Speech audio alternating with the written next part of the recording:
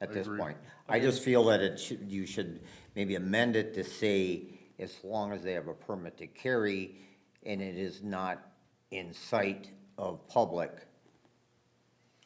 in those words. Sure. And Well, I they would must have amend it one to anyway say by that, law. not saying Statute. that they can't or have to, but if they have a permit to carry, because you know damn well, that's what it's gonna be a permit to carry a firearm, it's not a knife. I mean, I don't know too many people that don't have a pocket knife in their pocket, I'll be honest with you. So technically, that's a weapon also. So I just think that maybe that should be amended to say if they have a permit to carry, it can be on a premises as long as it's out of sight of public. State statute already requires a permit to carry in public, so putting that in policy is kind of unnecessary. The only thing is if you wanted to specify concealed versus open carry. If you read it, it says it has to be out in their vehicle. It's not in the city hall. I'm saying if you have a permit to carry and you bring a firearm in the city, it needs to be concealed, so you cannot see it in the public, is all I'm saying, is to verify that words. So could we just strike the last, I don't know, it's not a complete sentence, but where it says, if required and said firearm is secured, blah, blah, blah. So we would just keep employees legally in possession of firearm for which the employee holds a valid permit, and then just strike the rest. Yes, but according to Councilmember Pearson, we don't even need to do that because under the law, that's already covered. Well, I think just for clarification, so, For the employee, in case they don't know. Okay, well, and for the general public. I think that, if I'm understanding what you're trying to get at, I think that if you look at the sentence at the beginning of the paragraph, will be the second sentence that says, this includes employees with valid permits to carry, that they're not allowed to have them. I think that if you say that this does not include employees with valid permits to carry. So then if they have a valid permit to carry, they are permitted, if that is what the direction is that you're going. can you take this over because you did the research? If they don't have a permit to carry, they're prohibited from carrying under state statutes, so. Like I said, the only thing would be like, to clarify, if you don't want them carrying open, and be like, if you are carrying a firearm, it has to be concealed. Sure. Makes sense, we don't want anybody to feel threatened, any residents or any other employees, and As far as the permitting language and all that, that's already state statute, which preempts us, so. sure.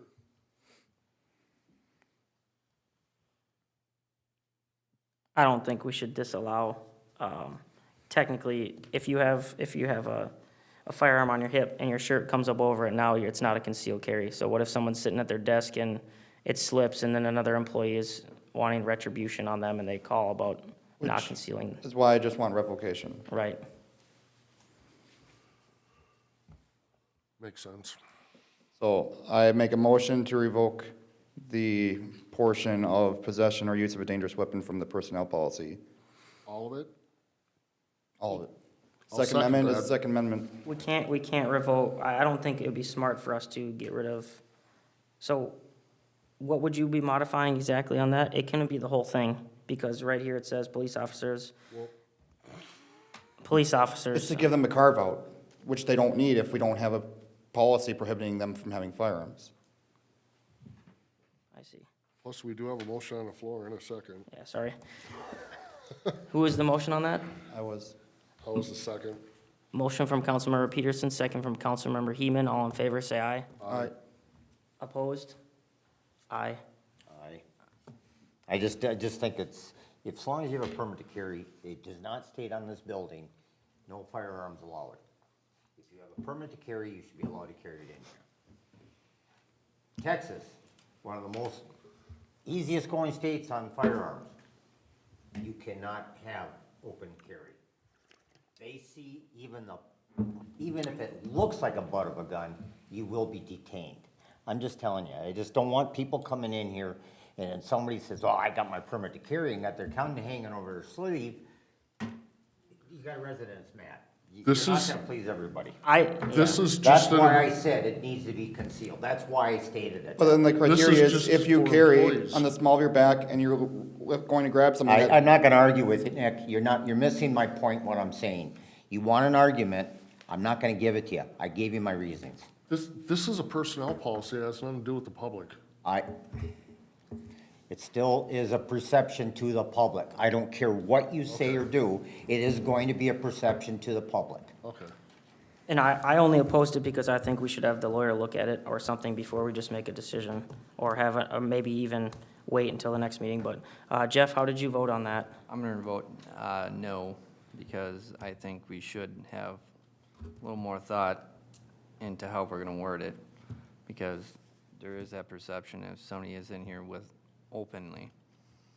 Okay, so, But I'm all about having what, I am too. I'm 100% behind that. But perception carries a lot more weight than any of you think. well, Okay, perception is you hate the Second Amendment. so, You could sit there, I could say, I can make an argument on some things you do in this council chamber that I don't agree with, and I don't say anything about it. And as far as I'm concerned, it affects me 100%. But I'm not, that's not an argument I'm willing to give to anybody. But I'm just telling you. okay, so so the Perception carries further. the motion failed, 3-2. Can We we- will open it back up to discussion, so keep, Okay, here's what I'll make a motion. I motion that we postpone this or table it, whatever word you want me to use, until we can have the attorney look it over to make sure it's worded correctly. what words? Well, can I just clarify for 1 minute? So the reason why we're having this discussion started because of what had happened as a result of a discussion at a park board and police presence. Right. So is the reason that we are looking to rescind, and I know that revoke was used, but I think the correct terminology would be rescind that part of the personnel policy, is it to make staff and the public feel safe? Because I think that the problem that we may incur with that is it is not staff's job to feel that they're obligated to bring their conceal and carry to work for their own or their No, they have a coworkers' choice. protection. So Right, just making sure, Right. is that the reason, or is it because First Amendment rights and we want to make sure, or Second Amendment, we want to make sure that people are able to bring if they want? I think They it's have their a word choice. of what we're trying to do. Basically, yes. they have their choice. And I've talked to staff members about this before, and I know a few staff members have their own sort of weapon strategy if something were to happen, because they weren't comfortable carrying it at work, and I didn't realize they couldn't. Nobody had ever brought it up, so I didn't realize that they couldn't. So I think people should have the choice. Obviously, nobody's obligated to. They're not security. Yeah, I think no, it's just, no, not at all. and I know there's some members of staff that do have a conceal and carry, and maybe they would carry, maybe they wouldn't. So, It's not my desire to compel people to take actions that they're not comfortable with when it comes to their own protection, but I do not feel comfortable prohibiting people from protecting themselves if they feel compelled to. Exactly. agree. So, can't we find some wording right now that would work, or that would satisfy a passable vote? Did we get a second on that motion, Mayor? Lundin made a motion, but I didn't hear if there was. I don't think we got a second yet. what did you say, Steve? I said I would like to postpone or table this until we can have further review on the wording either through the attorney or some legal wording, because you have to have it right. Yeah, That was my motion. I agree. Would you like to second I'll that? second it. All right, there's a motion from Councilmember Lundin, second from Councilmember Holmgren. All in favor of that, say aye. Aye. Any opposed? Hey, Motion carries 4-1, so that is passed. We could, do we want to sort of maybe just make our changes, suggested changes now, and then just send it to the attorney so he doesn't have to spend as much time on it, trying to decipher what we want? Is that something that you guys would want to do? So I know we had mentioned just having where it says, if you look at the first paragraph there, the last sentence, it currently says this includes employees with valid permits to carry firearms. Ms. Wood has suggested it says this does not include employees with valid permits to carry firearms. And then the other change was, that I suggested, was in item A, just basically keeping only the first part of that sentence, employees legally in possession of a firearm for which the employee holds a valid permit. The rest, I think, is still fair to have in there personally, but that's just my 2 cents.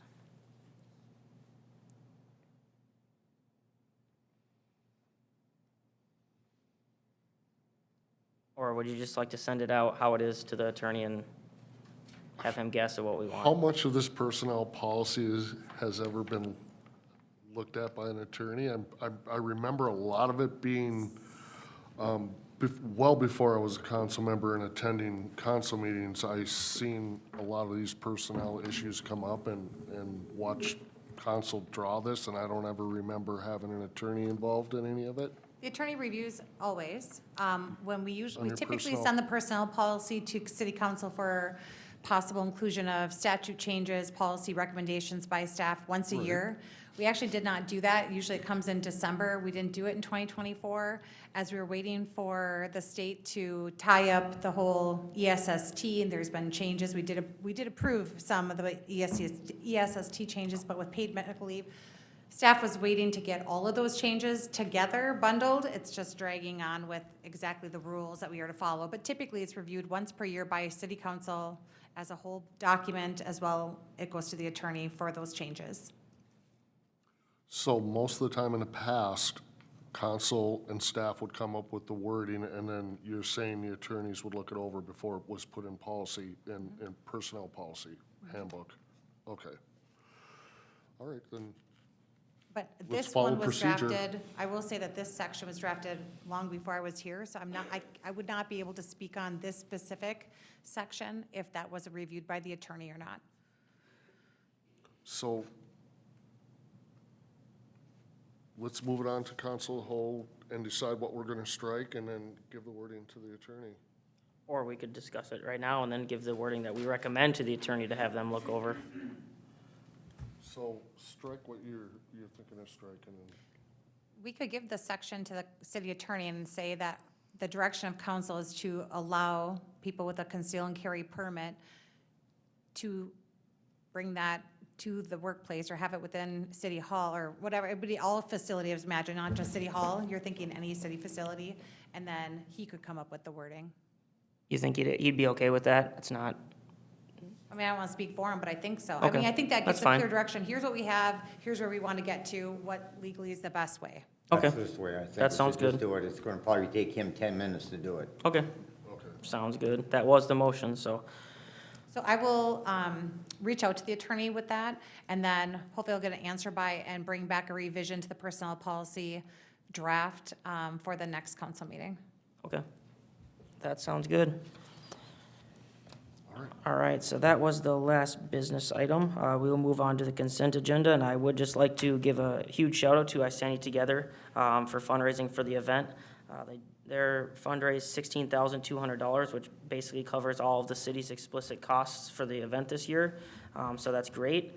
I think that was kind of the goal, and I commend them for doing the hard work it takes to do that. I'm super excited that, you know, there's no explicit cost for the city this year, and we can still hold the event for the public, and I'm very hopeful that it'll be awesome and very, I guess, appreciative for that group. Any other questions in the consent agenda? Motion to approve. Second. Motion approved from Councilmember Lundin, second from Councilmember Peterson. All in favor, say aye. Aye. Any opposed? Motion carries 5-0. The consent agenda is approved. Motion to adjourn. Second. Motion adjourned from Councilmember Lundin, second from Councilmember Peterson. All in favor, say aye. Aye. Any opposed? Motion carries 5-0. We are adjourned. And we will go into EDA. Immediately or at a time? Take 5. Thanks for hanging in there.